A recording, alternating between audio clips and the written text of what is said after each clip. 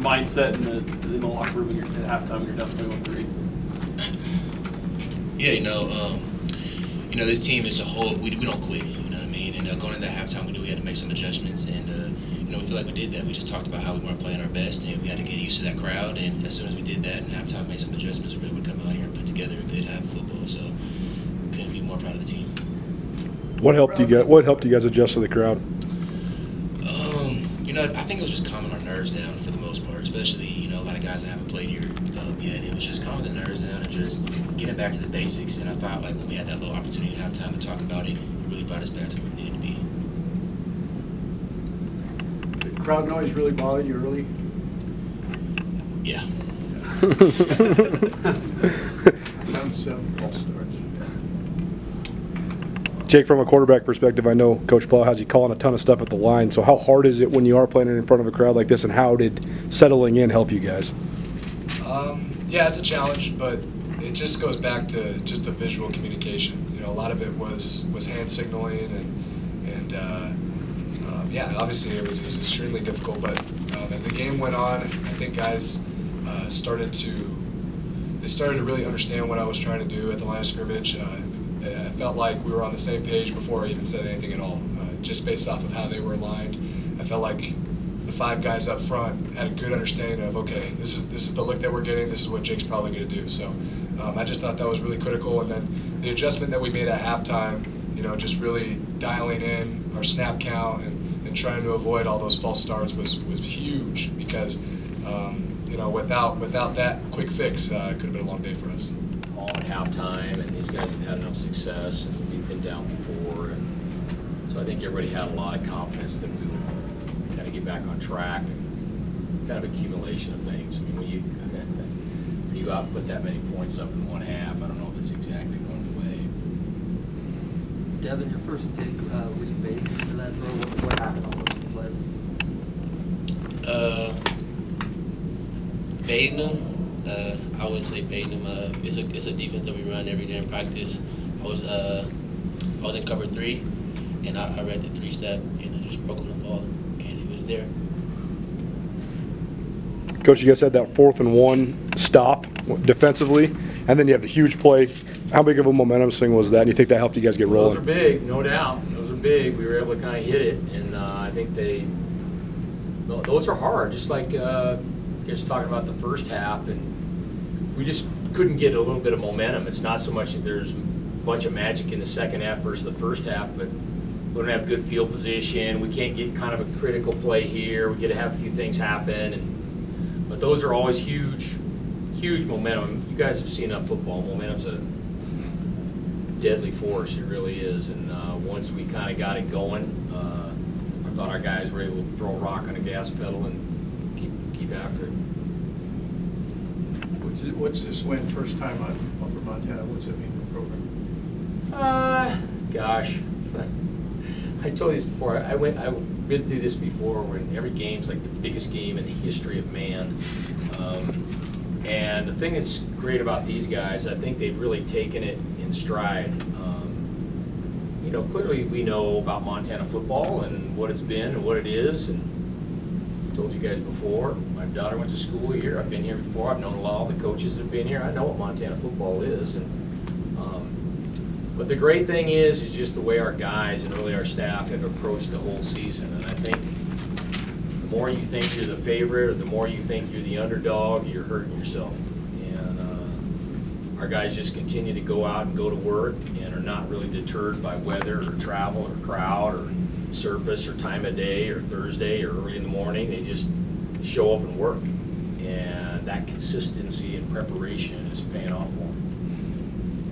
Coach, offensively, did Montana do anything out of the ordinary or unexpected in the first half? Not really. I thought Snead was playing. He was unbelievable, man. That guy made some great plays, kept some things alive. We had him sacked a couple times, and he was able to kind of get it going, and they were just kind of keeping us off balance a little bit, and they had the ball more than we did. We were weren't able to get some sustained drives, and that helps, obviously, their type of offense. But I don't think they were doing anything drastically different than what we anticipated. And hey, the truth is, you guys know, you get to this point in the season, there's not a whole lot of tricks in the bag. of my mentors, Eddie Crowder, who used to play with Bud Wilkinson, said great teams have tendencies. You get to this point in the season, there are not a lot of extra tricks. Looking through your depth chart, I think at every position you had an or listed. Why is that? We play a lot of guys, and sometimes people think, oh, it's a media. It's really not a media deal, and I've done that since I was at Boise, and I really believe I want them to compete against themselves. And that sounds a little bit corny, but we're going to use a lot of people. And if you do something well and do it consistently, we're going to get you on the field. Now, that doesn't mean that everybody plays as much as Keelan, and obviously the quarterbacking situation is different, but we're going to use guys, and we want them to practice that way and prepare that way. And, you know, Bob knows, he's been covering us. We'll have 35 guys with, we're one of the best defenses in the Big Sky, and if you look at tackles, in the top 20 tacklers, we don't have one guy. Because we play a lot of dudes, and we want to play a lot of guys, and it's fun. It's fun for our whole team, and it's fun for them to work and know that their work will pay off. And so we don't like starters. We like contributors, and we just want people to contribute in any way they can help. Keelan, you guys don't start the season kind of ranked, and you're now, you know, at 6, and you beat a Montana team who's kind of has that maybe the national name brand, I guess. What is it like kind of moving forward, just kind of wanting people to kind of know who you guys are and just, you know, represent UC Davis? Yeah, I mean, honestly, it's big, you know, and for me personally, you know, a decision like why I came back was to help this program get where it is now, you know, and just being able to be in this position that we are now is huge. And, you know, I couldn't thank, you know, our coaches and our players on this team that they're doing a wonderful job, and we're just going to try to keep this thing going as far as we can. So it's been a fun ride, and hopefully keep it going. Jake, 46 points in the last 18 minutes. You ever been a part of something like that? I've been a part of similar, never quite that much, but that's just what we're capable of. You know, we don't like to box ourselves in and put a number on anything. We just like to play as well as we can and pay attention to all the minor details of things. And we feel if we do that, then something like this can happen. You know, with that being said, we can't rely on that. We had to play better in the first half. You know, we're going to look at the film, and there's going to be a lot of things that we need to fix.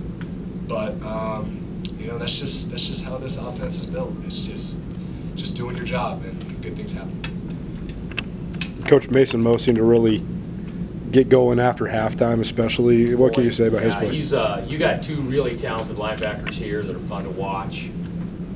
We got a pretty good one too. He makes a lot of plays and flies around.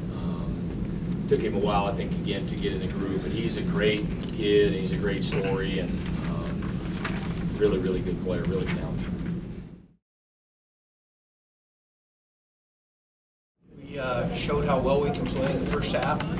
Certainly the second half was probably a little bit the other side of the coin from that, not to discredit UC Davis, but you know, we need to come out and kind of equal that performance, and we did. So good job by them, not good enough by us. You know, I'm just kind of looking at it. I think that obviously our guys were very, very ready to play. They came out and went after it, had a real zest for the game, and you know, I'm disappointed that we couldn't sustain that the second half, and when it started to go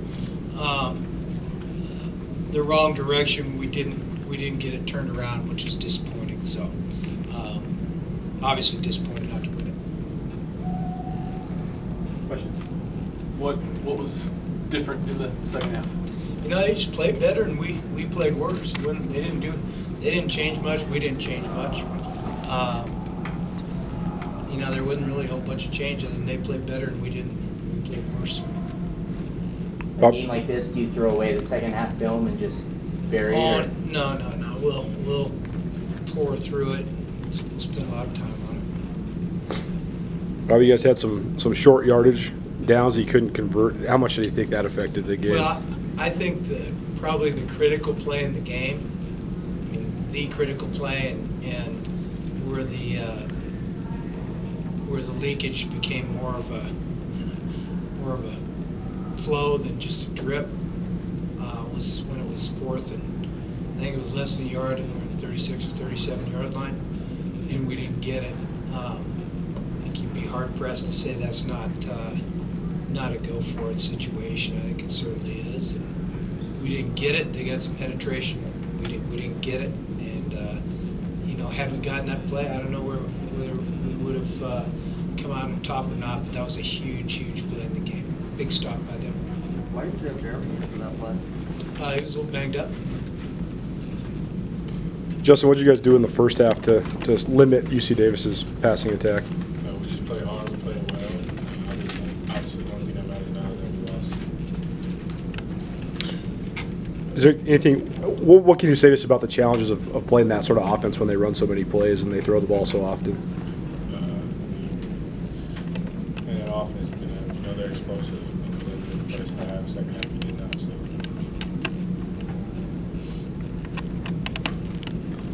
Jeremy, can you talk about your day? More involved, seemed like you were running hard early on. What sort of things were you seeing that helped you, especially early?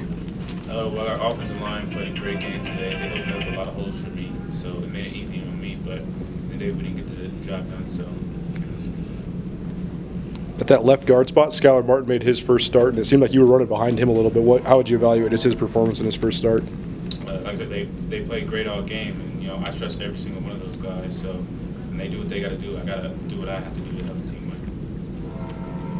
Coach, how much do you think you guys maybe when it got back to tied or when they took their first lead, do you think you guys maybe just pressed a little too much to try to do too much to make a play there?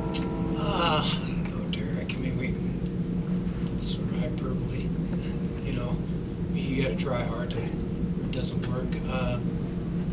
You know, we came out and we put the heat on early in the game. First half, it was a lot of fun. Now, I mean, we showed kind of. You know, at halftime, we said that's what Grizzly football ought to look like. It's the first half, and we just didn't sustain it. I wouldn't. The play we talked about in 4th and short was huge. Beyond that, I wouldn't point to too much other than, you know, we need to play better the second half. Right after that 4th down stop, then they had the lock. Yeah. The double pass. Yeah. Yeah, it's you know, it's kind of an expected shot play down. It's kind of a turnover, you know. Not unexpected. We were in zone coverage, and you know, we came out of coverage on that side. Yeah, after seeing Keelan Doss in person, impressions? I mean, we've been watching him film all week. He's a good player. Sitting at 4-4 now, and just the kind of the landscape of things, I guess, just what's kind of the message to the team moving forward, finishing out the last 3 games here.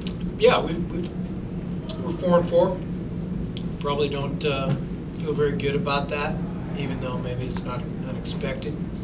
But not where we want to be, not where anyone internally expects to be. And you know, we got to go play this coming week. So we're going to lick our wounds tonight. We're going to get back in the saddle tomorrow, and we're going to fight our tail off next week. Justin, can you maybe speak on that too? Like, where does this team go from here?